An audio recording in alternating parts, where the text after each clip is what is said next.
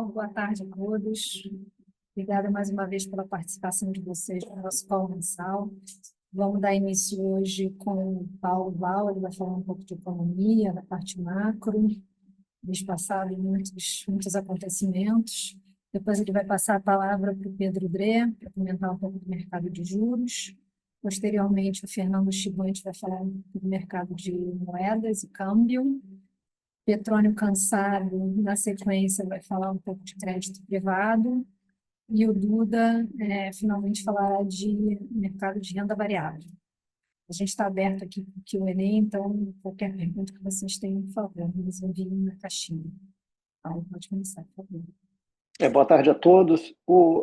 Começando pela parte externa, acho que mais uma vez a gente teve um mês que essa discussão das tarifas americanas foi o principal ponto, né? A gente teve no começo do mês o anúncio das tarifas, as magnitudes, né?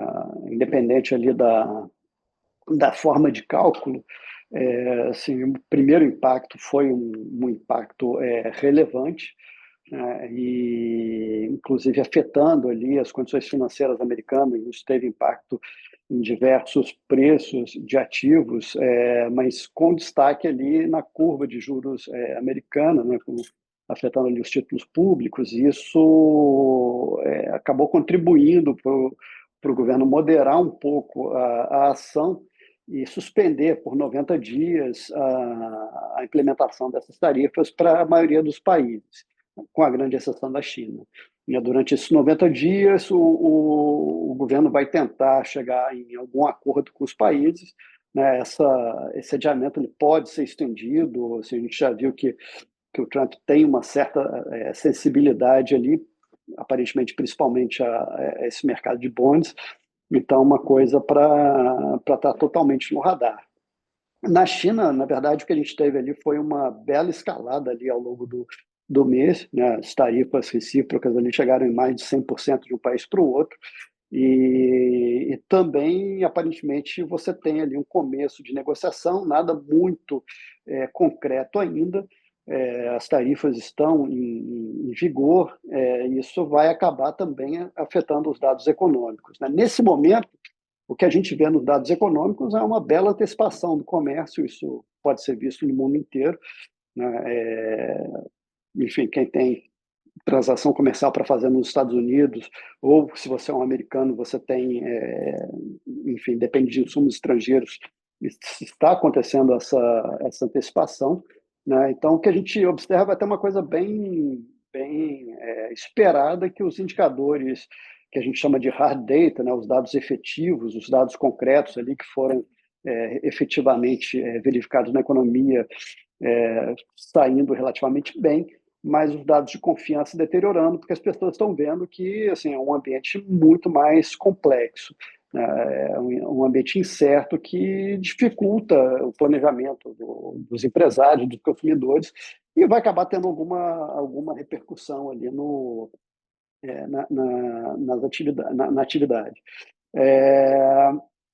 Outra coisa também que é de se esperar é um aumento na inflação, né? Acho que esse aumento na inflação dos Estados Unidos vai acabar também tirando o espaço do Fed, né? Uma coisa que é bem esperada, né? E acho que acaba justificando uma postura mais conservadora, mais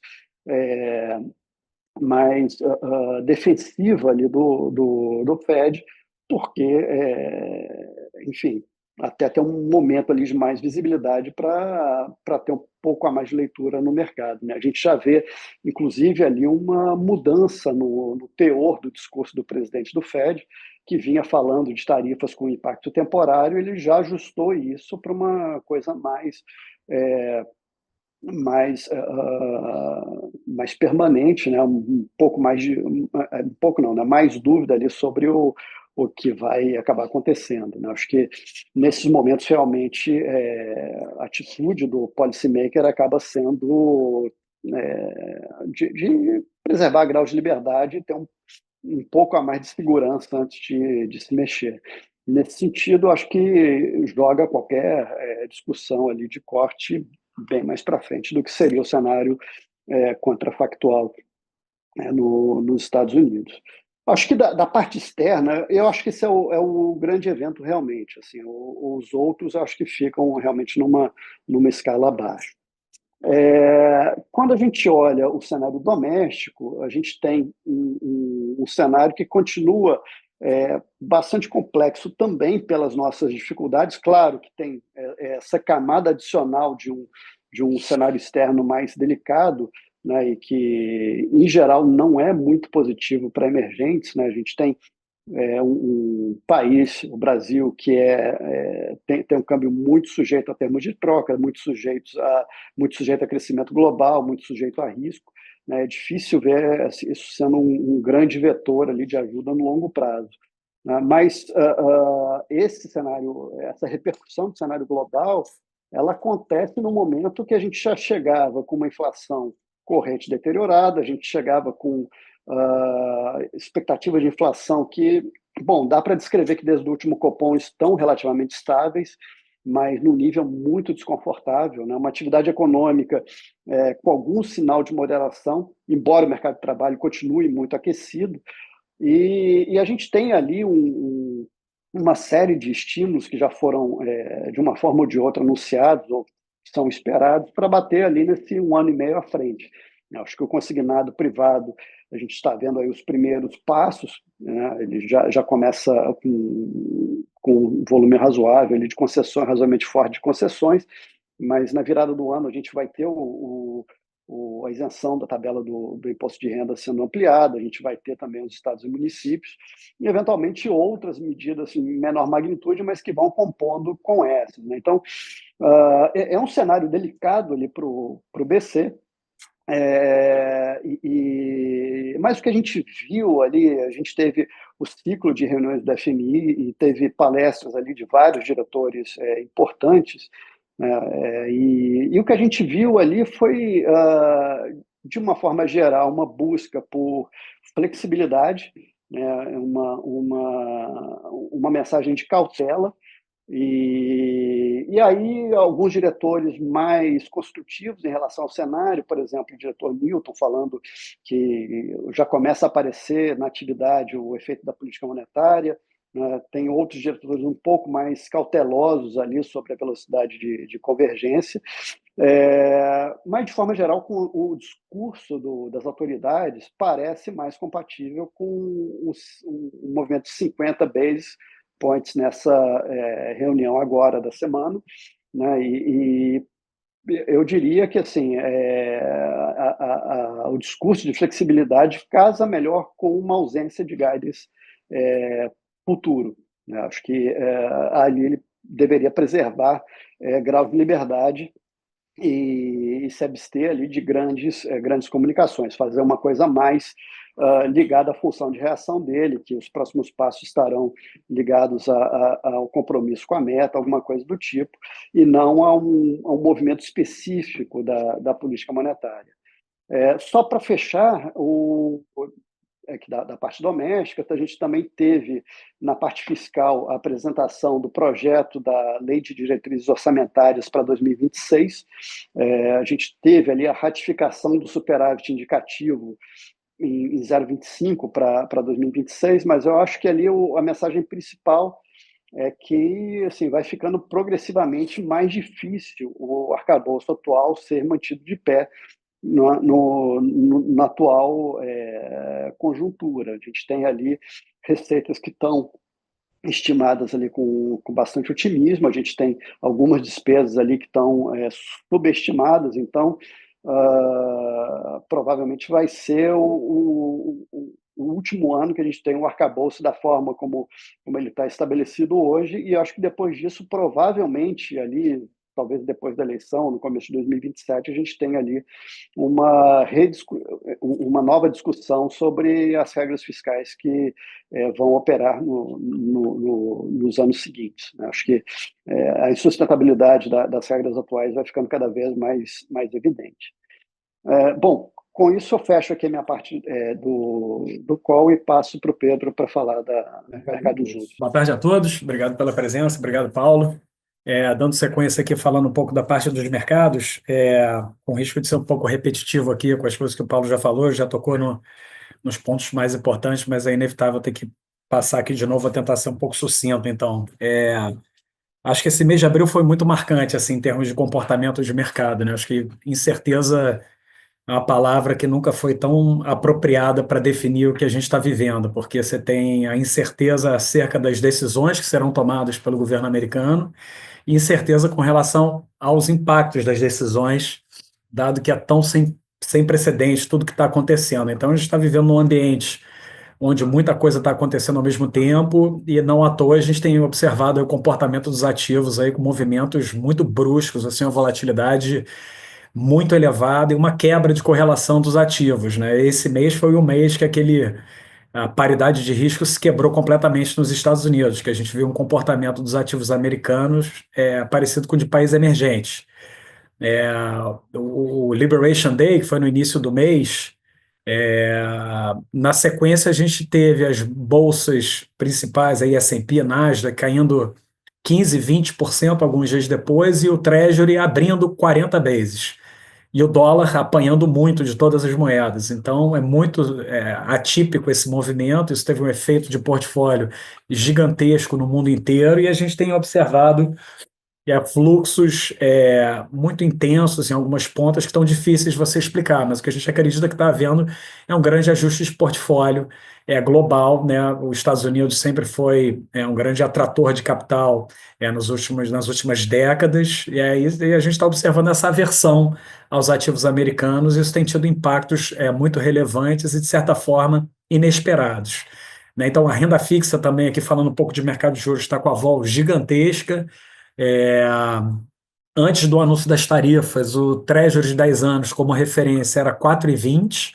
Depois do anúncio ele caiu para 3,80, fechou 40 bases e depois voltou para 4,60. Então fez uma abertura de 80 bases, isso no Treasury americano, né, o grande ativo aí, porto seguro do mundo inteiro. Então acho que isso sintetiza bem o tamanho da volatilidade que a gente está vivendo, e isso vale para diversos ativos. Acho que impressiona um pouco o comportamento favorável dos outros mercados diante dessa deterioração americana, mas eu acho que um pouco do que está acontecendo é esse refluxo aí, os Estados Unidos que funcionou como um grande atrator de recursos, acho que esse ano está refluindo, sendo repatriado, e isso explica um pouco a performance positiva aí de outras regiões. Então, muita incerteza pela frente, a única certeza que a gente tem é que a economia americana está num equilíbrio pior, né?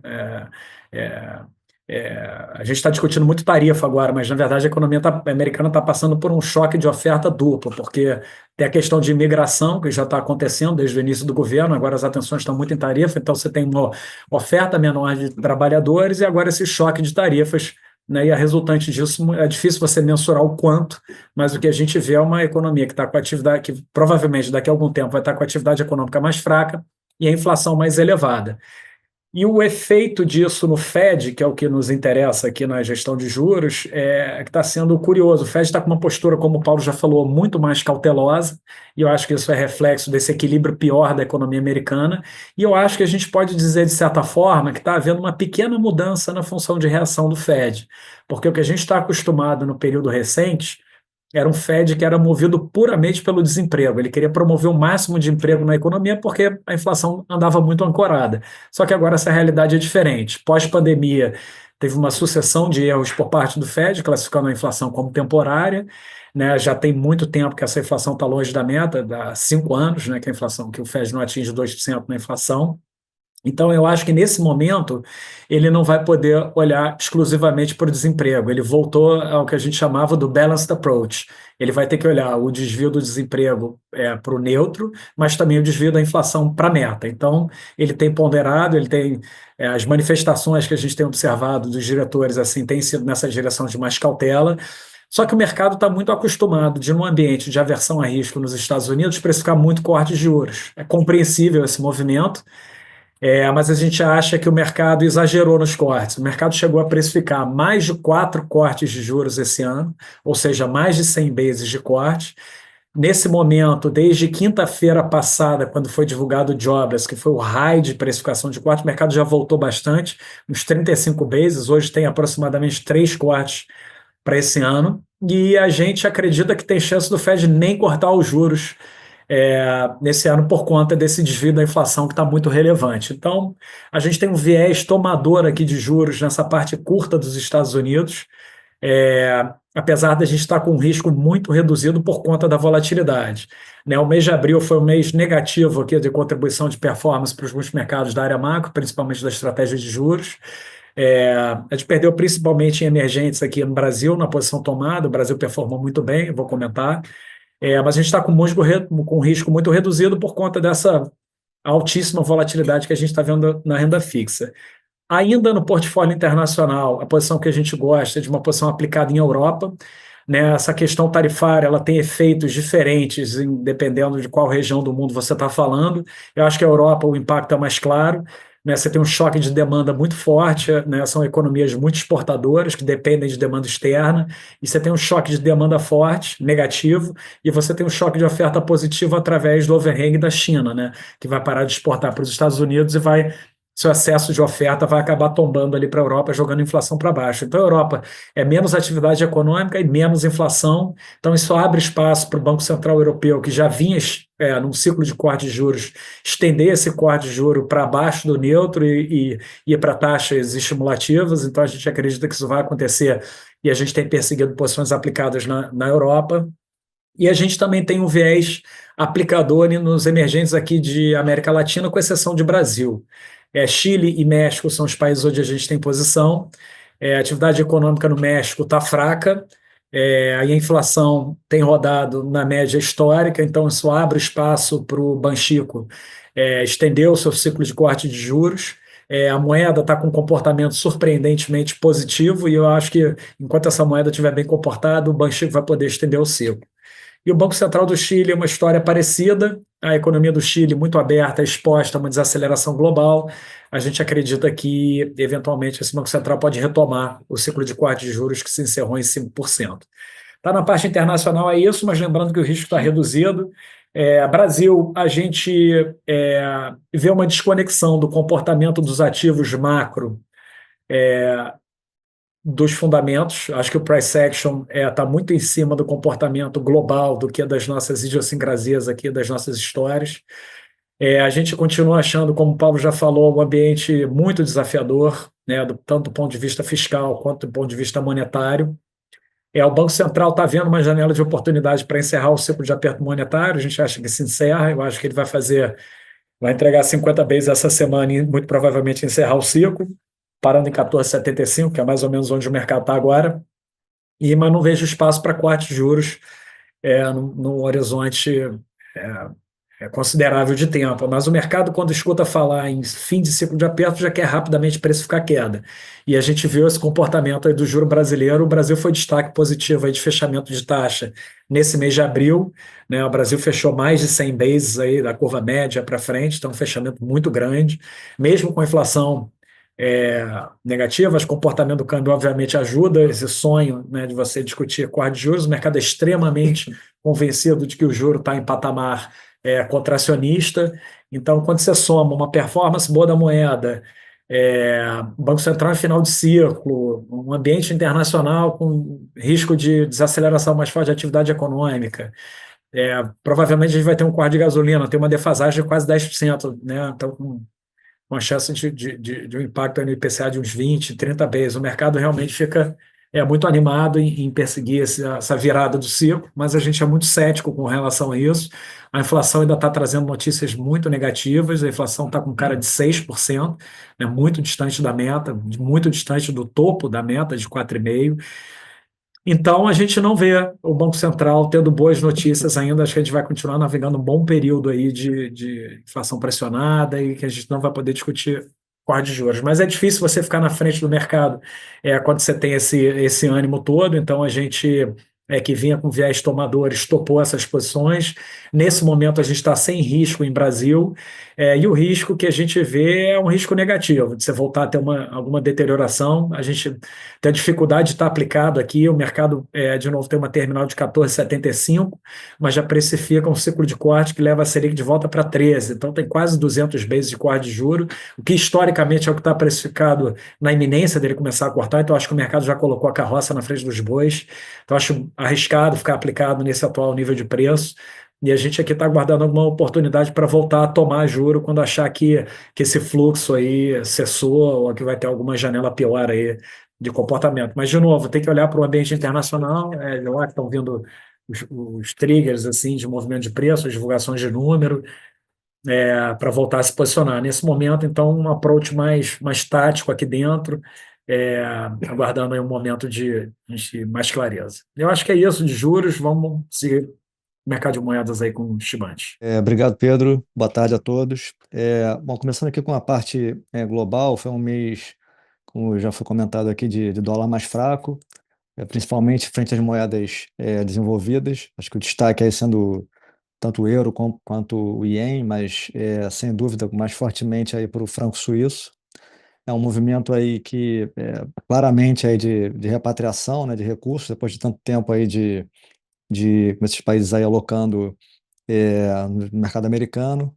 A gente já vinha, até entende esse movimento, mas se surpreendeu bastante aí com a intensidade do movimento ao longo do mês.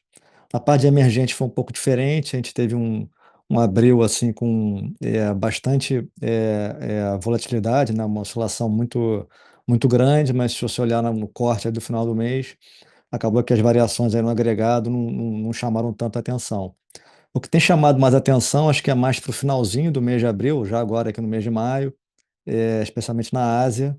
Acho que vale a pena comentar aqui esse movimento forte que teve, acho que liderado aí pela moeda de Taiwan, uma apreciação histórica aí, tanto diária quanto semanal, foram recorde histórico, assim, foi uma apreciação que chamou muita atenção e levou uma parte da região junto. Acho que o destaque aí sendo, na sequência aí, a moeda da Coreia do Sul, também vem acompanhando esse movimento. Então, acho que tem algumas coisas aí para estar monitorando, acho que pode ser parte, né, a explicação por trás disso pode ser parte talvez de um acordo mais amplo aí com o governo americano, que ainda não veio a público.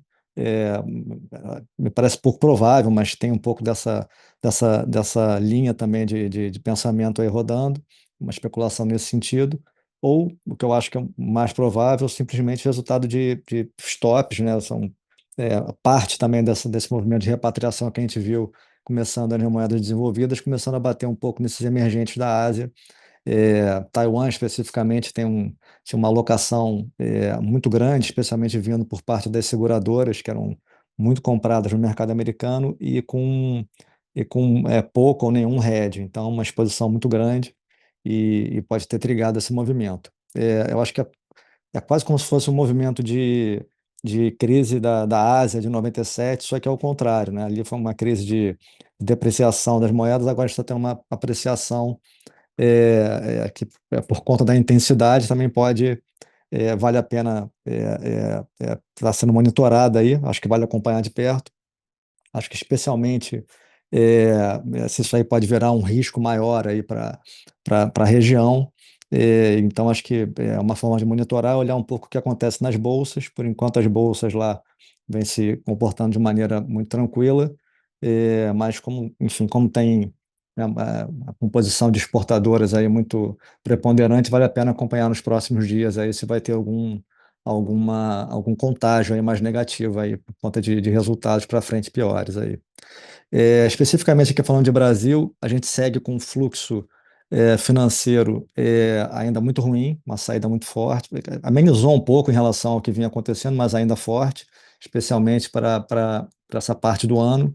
Então, a gente acha que sazonalmente já deveria estar num momento melhor aqui de entrada de dólar e continua tendo saída, né? Lembrando que teve aquela saída muito forte ali, que chamou muita atenção no final do ano passado, e a sequência, né, que continua acontecendo tem sido muito relevante aqui para a gente. Aqui, em termos de posição, a gente acabou reduzindo as posições, né? A gente tinha uma posição comprada em dólar contra o real, a gente operou meio que né, em dois momentos, a gente zerou uma parte da posição, metade da posição na primeira metade do mês, no começo do mês, ali, logo após o anúncio ali das tarifas, ali, que deu um spike bastante forte, levou o dólar para cima de 6, e a outra parte da posição a gente acabou zerando depois da reação do Trump, né, voltando atrás, né, teve uma valorização bastante forte, a gente acabou optando por reduzir a posição na segunda metade do mês, mais perto aí do final do mês de abril.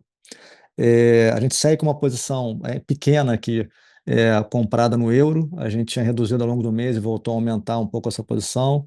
A gente acha que é um ambiente ainda, o risco está baixo, acho que como o Pedro comentou aqui, é um ambiente que está muito fluido, de muita volatilidade, então eu acho que é um ambiente mais propício para posições mais táticas do que estruturais, tá? Então, acho que basicamente é isso.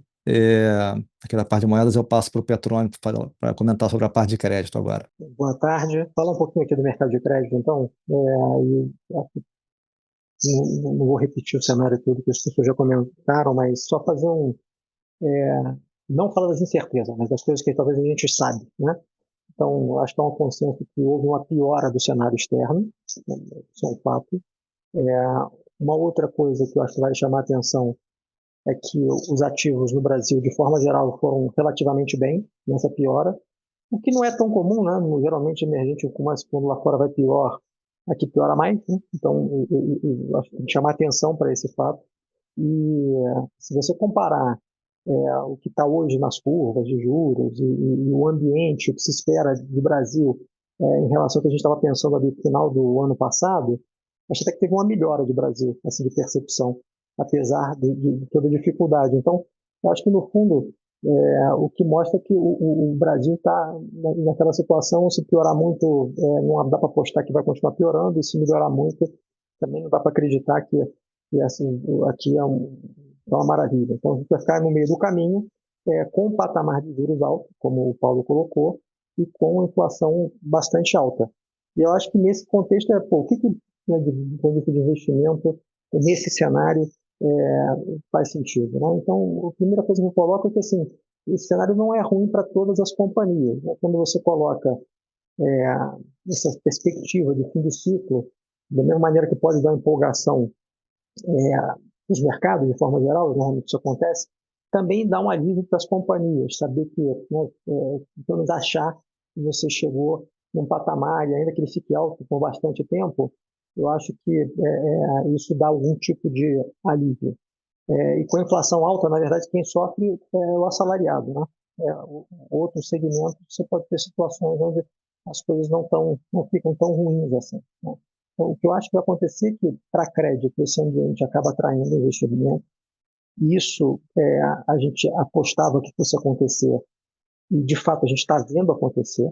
Então, está tendo fluxo para mercado, para fundos de renda fixa e para fundos de crédito em particular, ainda com muito foco em papel AAA, dado essas incertezas e aversão a risco, mas isso está, de alguma maneira, começando a dar um sinal pequeno e você pode ter uma contaminação positiva para ativos com um pouquinho mais de spread, né? A ver, mas talvez com se confirmando o fim do ciclo de juros, pode ser que isto aconteça. A gente não vai apostar nisso, mas eu acho que tem que estar no radar. O volume de emissões está bem alto, está maior do que no ano passado. Se você pegar os primeiros meses até abril desse ano e comparar com o mesmo período de 2024, teve mais emissão agora, e isso é alguma coisa que a gente não estava esperando. Eu achei que fosse ter menos, né? Mas foi absorvido em spreads bem baixos, então mostra que o mercado está bem robusto. Então, eu diria que do lado de crédito, esse ambiente está se mostrando assim, de neutro para positivo. Por se tratar de um mercado que naturalmente está mais defendido de volatilidade, você naturalmente tem os ativos indexados, grande maioria deles ao CDI, então é uma forma de você conseguir bater o índice sem tanta vol. E essa perspectiva, eu acho que ela continua nos próximos meses, e nesse sentido, eu acho que daqui para frente talvez ganhe mais destaque como sendo um ativo que fica cada vez mais interessante, são os ativos estruturados, por exemplo, que tem, vamos dizer, um pouco mais de spread, ou seja, uma maneira de você ter um pouco mais de retorno nesse momento, baixa vol, e mecanismos via subordinação ou outros instrumentos para você mitigar um pouco dos riscos caso algum problema venha se materializar na frente externa ou na frente local aqui econômica. Mas eu acho que do nosso lado é isso, a gente está otimista com os fundos de crédito, com o mercado de crédito como um todo, nesse ambiente um pouco mais conturbado. Eu acho que é isso, passo a palavra aqui para o Guida. Obrigado, Petrônio. É um prazer falar com todos os clientes, mais uma vez. Falando um pouco de Bolsa, o mês foi de performance positiva aqui para a Bolsa Brasileira, 3,7%. Falando mais nas bolsas globais, principalmente nos Estados Unidos, a Bolsa Americana caiu 0,8%, o Nasdaq subiu 1,5%. Né? Então, a performance aqui foi bem melhor das bolsas aqui no Brasil, e lá fora foi marcado por extrema volatilidade. Né? Primeiro, os mercados caíram bastante, depois se recuperaram. Os ganhos do fundo foram bastante altos, bastante consistentes. Quando você pega os multimercados, por exemplo, o retorno absoluto teve um ganho em bolsa mais de 2% no mês. Grande parte disso, mais de 80%, veio de Bolsa Brasil. A gente tomou a decisão de manter as posições ainda protegidas lá fora, mas dado a incerteza e o epicentro da incerteza nas tarifas nos Estados Unidos, diminuir essas posições e aumentar no Brasil, nesse primeiro momento.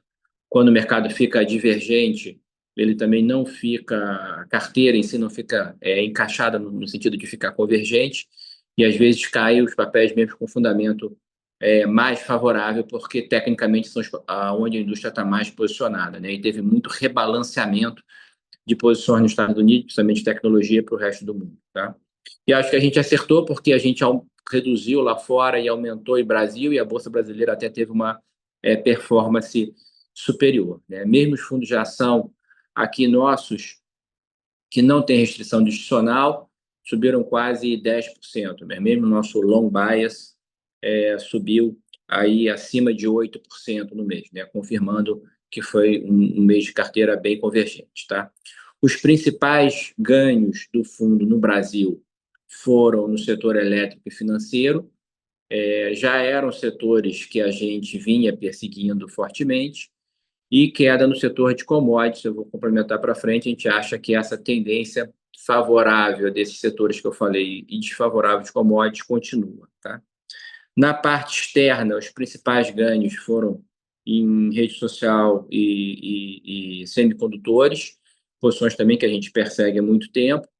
A gente manteve essas posições bem redeadas. Hoje, os multimercados estão mais de 80% redeados, mas estão com uma exposição bruta relevante. Estão com mais de 67% do fundo de exposição bruta, cerca de 37% comprado e 31% vendido. Né? Isso é um pouco dinâmico, mas a gente fez uma expansão e a gente acredita, eu vou falar um pouco nas posições, que a gente pode continuar essa expansão, porque a gente está vendo umas oportunidades interessantes. Também é bom falar que a carteira lá fora também funcionou protegida, porque o earnings season se mostrou bastante consistente. As empresas que a gente achava que tem um bom fundamento e pricing power, né, demonstraram isso. Lá você tem uma gama de empresas relevantes, representando parte relevante do market cap da Bolsa como um todo, já reportando, e veio corroborar um pouco as nossas posições. Tá? Bom, indo lá para fora aí das posições, a gente pretende expandir a carteira lá fora, mas muito protegida. Essa parte de tarifa, que foi o principal detrator do mercado, continua muito presente, continua muito incerteza. Apesar do patamar que foram anunciadas tarifas, você tem já tido algumas reduções, a gente espera mais reduções relevantes, mas principalmente em relação à China, em relação a alguns setores estratégicos dos Estados Unidos, elas devem ficar num patamar bastante alto. E como o nosso time macro tem comentado, a gente acredita que isso terá um efeito um pouco inflacionário e um pouco de diminuição de crescimento, provavelmente que a gente vai observar um pouco mais no segundo semestre. Tá? Então, acho que isso continua, mas as empresas que a gente vem procurando, né, eu citei semicondutores, citei redes sociais, eu adicionaria algumas empresas de software que a gente vê, frente a algumas empresas que vinham colocando preços há muito tempo nos Estados Unidos, que têm marcas fortes, mas que eu acho que não vão ter essa mesma fortaleza. Tá? A gente cita aí um pouco o setor também, um pouco de telefonia móvel, que a gente tem usado como proteção, e também foram ganhos relevantes no mês, mas a gente preponderantemente têm usado proteções lá fora em índices, tá? Índice mesmo de semicondutores para gerar alfa dentro do setor e índices em geral do mercado como o próprio S&P, tá? Então a gente deve continuar esse processo de expansão e acreditamos que realmente está dando certo e que essas empresas são bastante convergentes. Bom, indo para o Brasil, nosso FIES também é de expandir a carteira. A gente gosta do setor financeiro. Aqui está começando a temporada de resultados. A temporada de resultados a gente acredita que será favorável para o setor financeiro. A gente continua gostando de bancos incumbentes aí que tem retorno maior que 20%, crescimento maior que 15%. O valuation também você consegue casar value com growth, como, de novo, né, a gente também é preocupado com como foi passado aqui dos fundamentos macro aqui no Brasil. Então, no setor financeiro, você fica mais favorável com esses juros aí presentes, altos por mais tempo, mas, apesar disso, você tem até um pouco de perspectiva mostrando na curva de um pouco de queda de juros ano que vem. Então, a gente também gosta de bancos digitais, plataformas que também podem se beneficiar disso. Então, a gente continua trabalhando. O que a gente fez recentemente é que a gente tinha algumas proteções dentro do próprio setor, de alguns bancos vendidos. A gente trocou isso pelo próprio índice, o índice otimizado que a gente faz, né, que a gente neutraliza o que a gente não quer estar vendido, e aumentando a exposição assim, no setor financeiro, diminuindo o hedge dentro do próprio setor de bancos. O outro setor é o setor elétrico, que a gente também tem o viés de continuar posicionado ou até aumentar. A gente gosta principalmente de distribuição, depois geração e um pouco de saneamento também. O setor pode se beneficiar de uma possibilidade dessa queda de juros, mas, de qualquer forma, ele é bastante protegido, né, pelo WACC regulatório, protegido porque tem um dividend yield relativamente alto, mais alto que a média do setor, principalmente as empresas também, algumas empresas que a gente gosta. Então, acho que também fica um cenário favorável, de novo, no mesmo call de que lá fora, como eu falei, o pricing power é importante. Aqui no Brasil também a capacidade de você colocar preço, uma capacidade do ambiente regulatório favorável, continuar beneficiando, tá? Isso também fez a gente ter posições relativas que ganharam em outros setores que eu não estou destacando aqui, mas o setor de consumo foi um desses exemplos. A gente escolheu empresas que se destacaram, todos esse setor financeiro, elétrico ou consumo, essas empresas tiveram ganhos de mais de 10%, ganhos de 2 dígitos no mês, mas dentro do consumo a gente também tem muita proteção com outras empresas que a gente acha que não tem essa mesma capacidade de colocar preço. Então, acho que isso fica determinante. Daqui, no curto prazo, até tem, aqui nos Estados Unidos, tem esse efeito de um pouco das commodities para baixo, principalmente o petróleo, que a gente acha que realmente, com a diminuição dos cortes da OPEP, shiftou para um preço mais baixo. Eu acho que isso ficou aí para o curto prazo um pouco para ficar. Efetivamente um fundamento, você tinha excesso de oferta. Então, a gente continua também utilizando, seja no setor de óleo e gás, seja no setor de mineração, seja no setor de siderurgia, como proteção para o mercado, porque eu acho que tem esse shift um pouco de preços efetivamente para baixo, pode até ajudar talvez um pouco na inflação, mas aqui também isso nunca foi bom para o Brasil, né? Então, por isso também é um pouco cauteloso mesmo com a Bolsa aqui, porque olhando para frente, olhando mais para o médio prazo, olhando para o ano que vem, isso deve impactar um pouco aqui, porque as commodities são muito importantes para a balança comercial, para as receitas do Brasil. Isso também é favorável e com uma presença muito grande no índice. Bom, eu acho que, resumindo, seria isso. Eu passo a palavra para a Isabel, se tem alguma pergunta. Oi, Duda.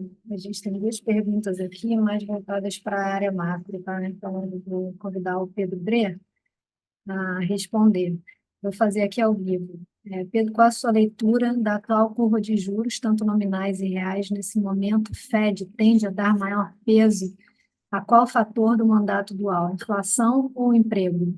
Nossa, é uma pergunta interessante, porque, como a gente comentou aqui, eu acho que está havendo uma pequena mudança na função de reação do Fed. O que a gente estava acostumado a olhar até antes do surto inflacionário da pandemia, era o Fed olhando única e exclusivamente para o desemprego, né? E qualquer desvio do desemprego para cima, ele era muito sensível a isso, ele não se preocupava muito com a inflação por causa do nível de ancoragem das expectativas. Mas eu acho que agora, pós-pandemia, eu acho que o histórico recente de erros do Fed, desde 2021 e 2022, ele vai ter que olhar para o mandato duplo de verdade, que é o tal do balanced approach, que eu acho que voltou um pouco, e o Powell falou um pouco isso numa entrevista que ele fez recentemente no Chicago Economic Club, que ele cita que os mandatos estão em tensão, porque você provavelmente vai ter um aumento do desemprego com o aumento da inflação, que é atípico, né? Normalmente você vê a inflação subindo com o desemprego caindo.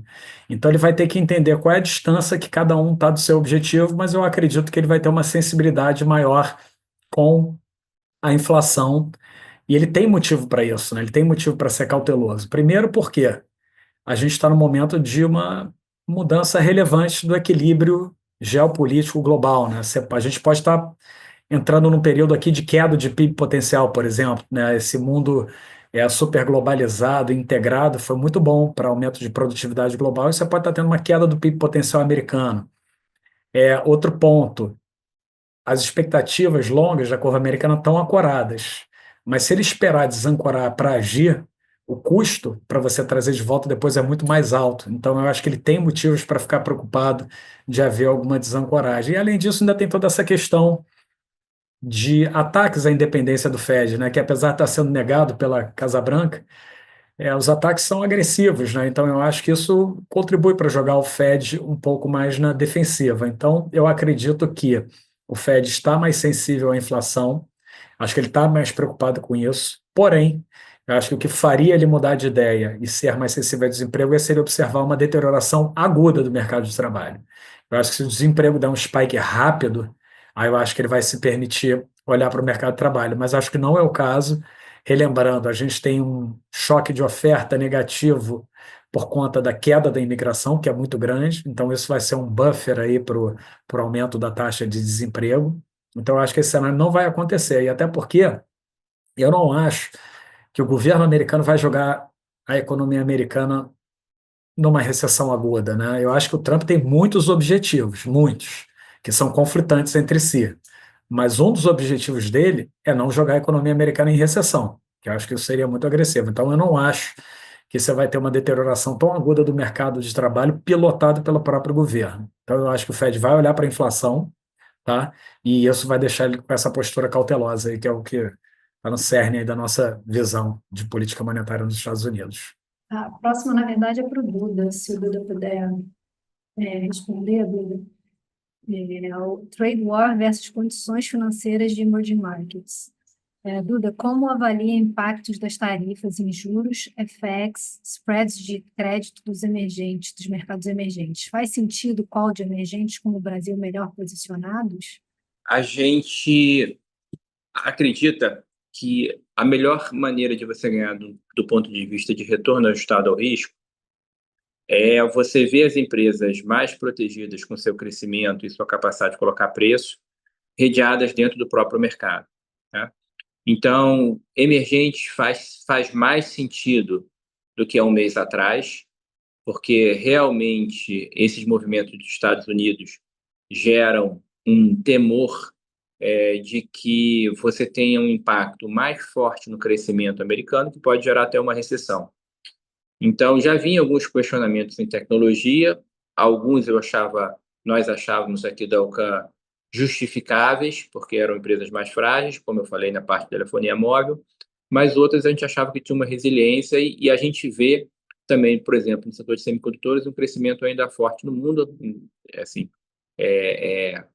catapultado pelo movimento de inteligência artificial até 2026. Então, acho que isso continua. Mas o emerging markets faz mais sentido, e o movimento do dólar teve um ajuste forte. Nós não achamos que tem uma boa relação de retorno ajustado a risco para emergente, é você continuar apostando que o dólar vai ter um enfraquecimento, né? Cada país tem um pouco a sua idiosincrasia, mas você teve para a Bolsa aqui um reposicionamento, então você teve um fluxo marginalmente positivo. Também não foi brutal, mas isso, sem dúvida, favoreceu, porque, por valuation, a Bolsa brasileira faz sentido. Então, o câmbio, eu acho que ele muda de patamar um pouco para baixo, mas deve ficar mais nesse patamar. A Bolsa teve um movimento de reponderação no cenário global, tem ainda o call contínuo que fica de uma capacidade de valoração, né? Existem empresas muito boas no Brasil que, mesmo com esses juros aí em quase 15%, conseguem suplantar isso. E você tem uma perspectiva agora de você acabar o ciclo, e a curva até precifica de você ter uma queda de juros, dado que o juro real aí está muito alto, né? Está acima de 7,5%, 8%. Né? Então, está muito alto, mesmo para padrões históricos brasileiros. Então, você tem essa perspectiva.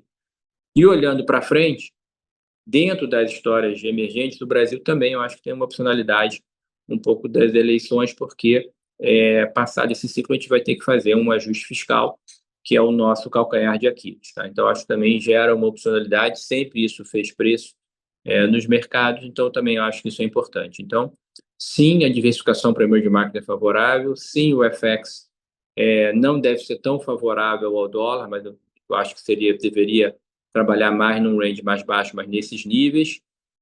Sim, você tem valuation aqui, sim, você tem perspectivas favoráveis para a Bolsa aqui. Ótimo, muito obrigada. Foi a última pergunta, tá? Então a gente já pode encerrar. Obrigada a todos, até mês que vem. Muito obrigado a todos. Boa tarde.